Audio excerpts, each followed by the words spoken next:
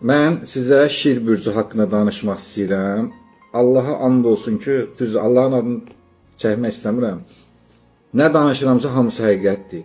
Şir bürcünün qəlbinə girmək çox çətindir. Zülüm çəkirsən onun qəlbinə girməkdən ötəri. Məsələn, sən 3 gündən sonra başlayırsan ki, səni sevirəm, dərdindən öləm, o kəlməni o sənə demir. Demir, fırlayır. Səni arxasınca aparır. Bir xeyli müddətdən sonra o öz qəlbini sənə verir. Şir bürcü ki, sənə qəlbin verdisə, nə qədər dalaşsaz da, səni bloka atsa da, yenə hərliyir, fırlayır, səni blokdan çıxardır, birinci özü yazır sənə. Şir bürcü, dediyim kimi, bürcünün qəlbinə girmək çətindir. Girdinsə, o səni tərk eləmir. Dalaşsaz da, boğuşsaz da demirəm, bir-birinizin ayıb olmasın. Nənənizi söyün, ananızı söyün, xalanızı söyün, o başqa. Onda kimlə barışar ki?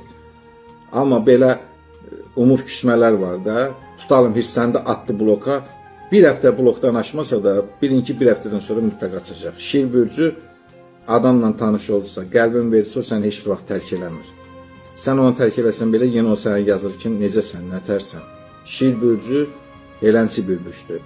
Qalan bürclər haqqında da danışmayacağım, çünki bütün bürclər haqqında bilirəm, özüm danışmıram. Burası şir bürcü, nəsə bir gün damarıma düşdü deyin, danışdım. Amma onu da deyim ki, şir bürcü nə qədər bürcü olsa da, əkizlər bürcünə çata bilməz. Əkizlər həqiqətən də yekdir, yek.